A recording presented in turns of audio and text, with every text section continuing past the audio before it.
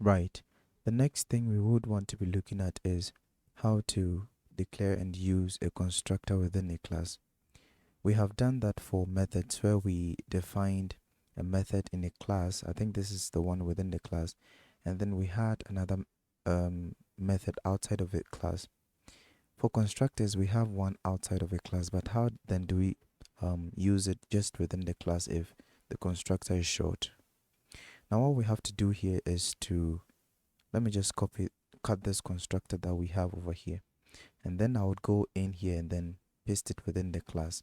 So I would paste it, re-edit it to make it look organized. And then after that, since this constructor is within the class, we wouldn't need this, so we would clear this, right? And then we would not need this line as well, so I'll just comment this one out. You can clear it if you want to, but I'm just commenting it out. And what we've just done is going to play the same role as what we had previously. The only difference is that this is within the class, but the other one was outside of the class, which we needed to link. So the functionality is basically the same. So I'll be running this and we should be getting the same output. I run this and we have your product cost that, right? So that is how to declare and use a constructor within a class. The next thing we would want to look at is constructor overloading. Now you might have been wondering, since constructors would have the same name as their class, then if we have more than one constructor, what would happen? Because we basically, they are the same things, they have the same name. So if we call them by the same name, what is going to happen? So we'll be looking at that in a bit. So to do that, I would just undo all of these ones that I've just done, so that we would have this class, we would have this constructor outside of the class. So I'm undoing all of that.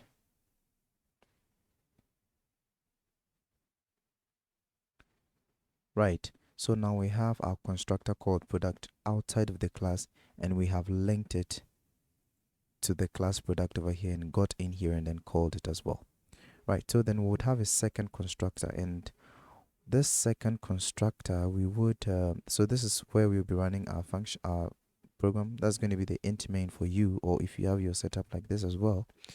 And so we'll declare and initialize our second constructor over here, and it's good. This is a class product. It's going to be linked to a class called product, and it's also going to be called product.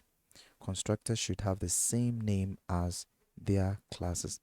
Now over here we would want to pass in a string n, so that's for the name. So we get in here and say that name is equal to n. You can do this inside the class because it's relatively short, but I just prefer to do it outside. Right, so we have this, and then we want to get in here and then link it up, right, it over here to make the link complete. So over here, this is taking a string. You don't need to add the n over here, you just input the data type. So we have a second constructor now. It's also called product, but in this case it's just taking one parameter, and it's going to be a string. Now the difference here is that if we create an object, depending on the parameters we pass to the constructor product, then the computer would know, it would be able to deduce from the parameters we pass. Over here we're only passing two parameters, over here we're passing one. So if we pass one parameter, let's say if this were double p double w, and then here as well is double, let's say double n, then over here there are two parameters and over here is just one. So if we pass one parameter, the computer would call this constructor. And likewise, so it differentiates based on the number of parameters and the types of parameters. Over here is just a string, and based on that is going to be different. So take note. So constructor overloading, the difference is based on number of parameters and types of parameters. Right. So then we would go ahead and then look at how to use the second parameter. So now second constructor, sorry. So we have product shipment 1 and it's 89,500, and we are printing shipment 1 dot amount, which is going to print the amount of this shipment costing this shipment, the cost of shipping this shipment, right? Now we have a second one which just takes the name, right? So let's go ahead and then use that particular one. Now there's something I want to pass over here. Supposing over here we want to pass a name to shipment 1, right? How do we go about it? Let's say we want to use the constructor, and we go ahead and say that product shipment 1 dot, no, so not dot, but then over here we put in a string which is going to be computer, right? So we have a name passed over here, and we want to come over here and we just want to say that the name that we'll be passing to this place should be printed here. So name, and then we want to have two colons, just a colon, sorry. So let's say computer colon the cost that will be computed over here, right? So let's run this to see what is going to happen. Now we have an error. It says that redeclaration of product shipment. Now what I want you guys to note is that constructors are used at the point of construction of an object. So now we have constructed the first object called shipment 1, and we have assigned these parameters to it. Now what we are doing over here is reconstructing it again, which is not legal. When we compare it to the baby example, when a baby is in the womb, is it that the baby is a boy or a girl, right? Even though there can be some exceptional cases, but then the basic thing is that the baby is either a boy or a girl. So when we come over here and then we declare the shipment to be this, we pass in this constructor. We're telling this the computer that make this particular object, we are making this character. Then we are telling it again to make it this character, the same object during construction. So it can't be a boy and a girl at the same time. I don't know if this is making any sense. But what we can do over here is we can either say product shipment computer, just use one constructor to construct the object that we want, or we can create a different object altogether and apply that constructor to it.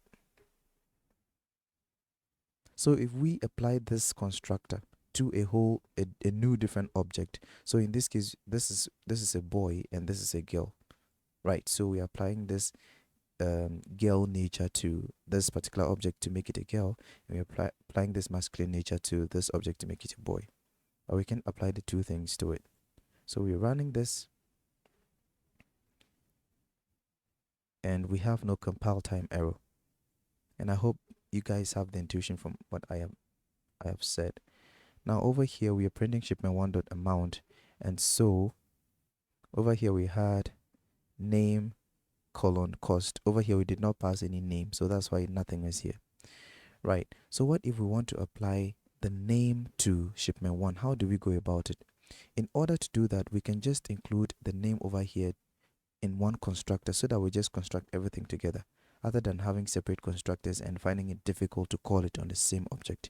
We just merge all of those features we want to use on the object into one constructor. So you merge all the features you want into a boy into one constructor and apply it to that baby, and the baby becomes a boy. You don't have separate things and you try to find it difficult merging it, right? So over here we would want to have,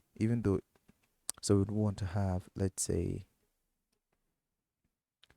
before that we should merge it over here. So we want to have a third parameter called string n, and then when we get in here we want to set the name to be string n, to be n.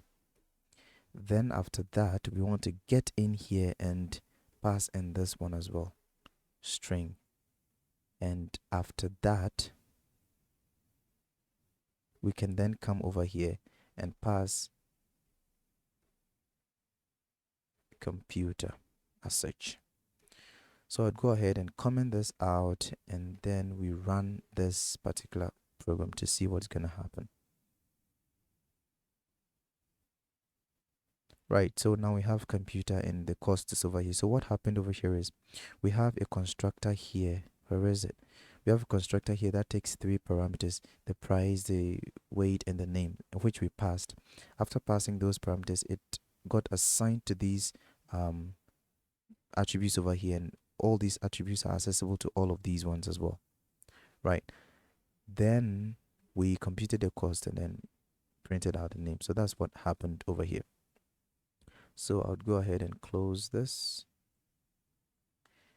And then how then do we use this one separately as a constructor on its own? So we can apply it on a different object.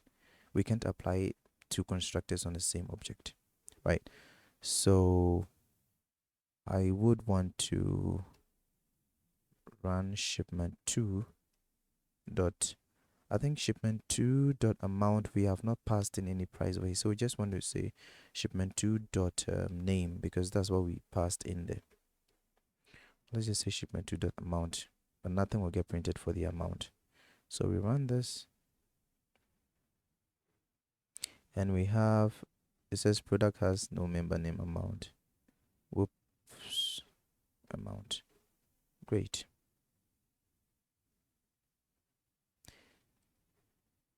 Now we have, whoops, let's add a new line over here. That's why I always like adding new line to every line, so I don't have to run into these errors. New line, we run this. What happened? Okay. What I would just do is to come down here and see out new line, simple. And we will not have any errors again. So I run this and now we're good to go. So computer is this and computer is this as well.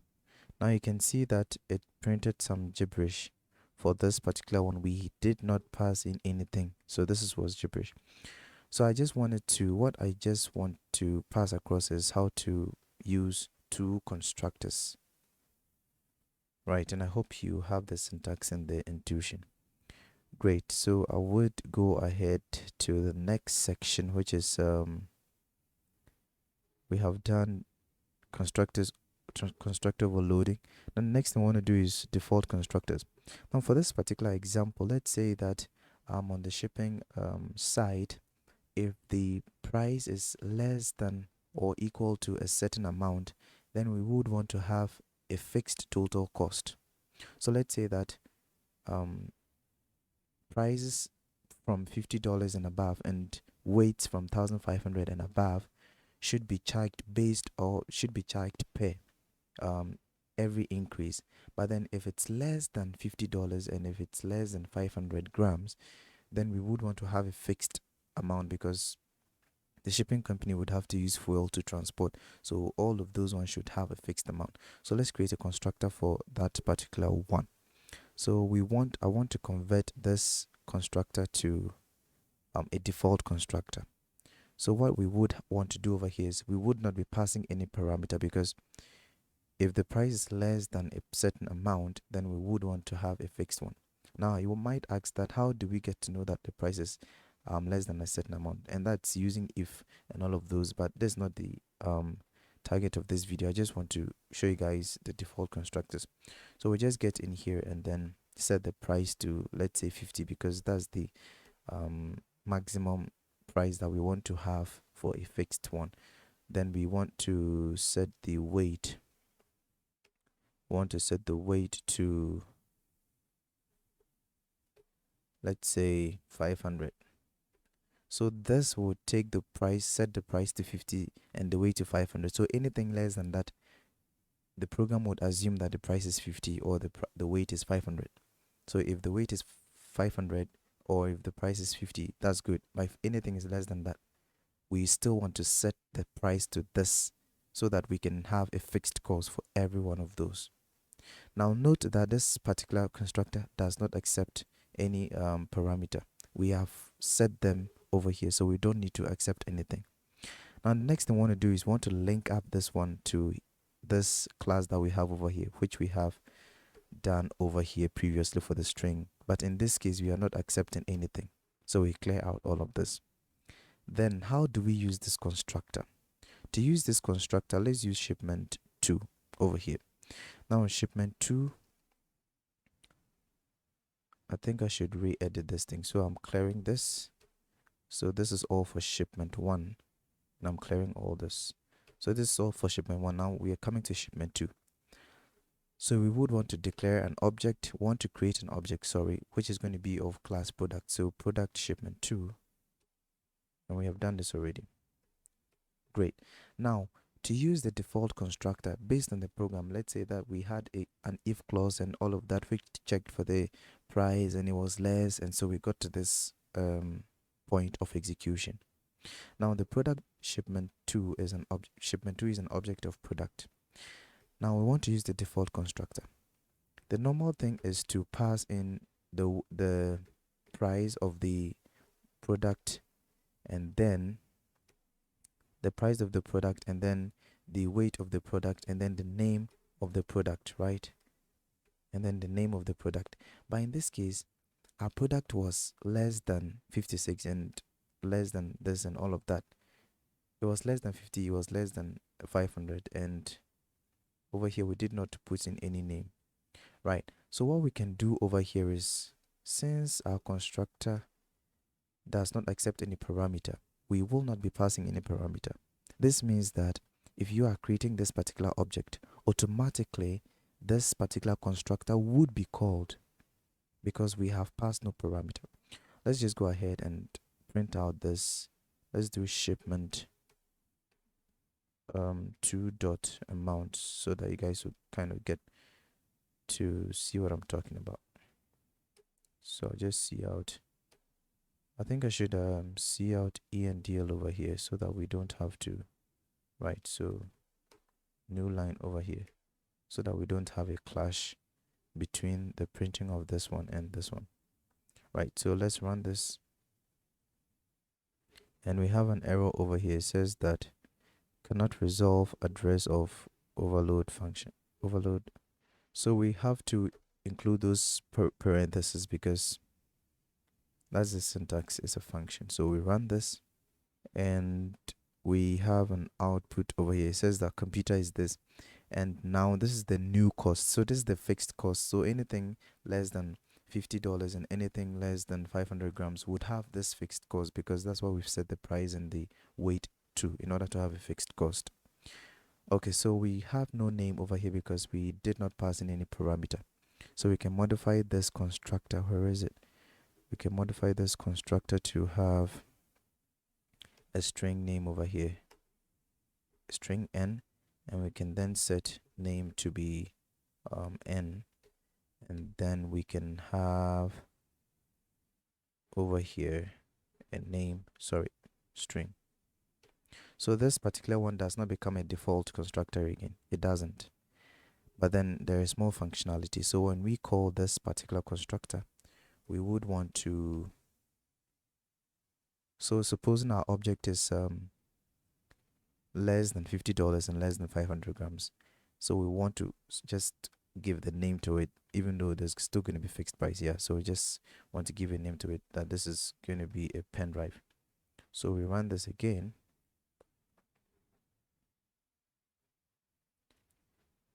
And now we have computer is this and pen drive is that. Great.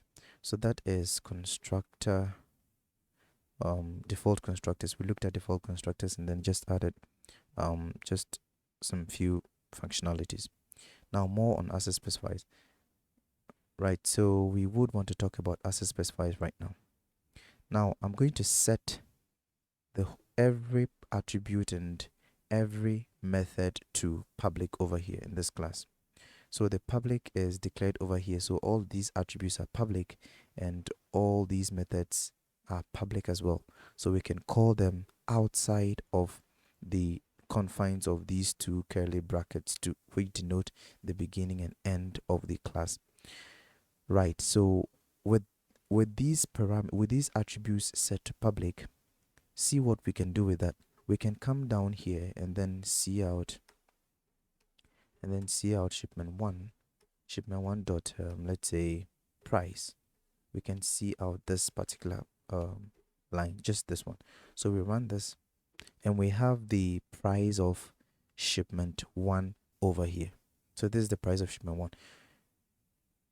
Now note what happens if I set, so I'm cutting this and I'm pasting it over here. I paste this, so all of these methods, and if we have attributes that come under this class, become public, but then the automatic one is private. But to be explicit, let me just write it private over here so we don't have any confusion. So all of these attributes are set to private, and these methods, and let's say we can have some attributes over here. So let's make this attribute public. So let's say the string name is public. So we've set the name to public, but the weight and price to private. Great. So now let's see what can happen over here. So we come down over here, and shipment dot price is private, but see out shipment 1 dot name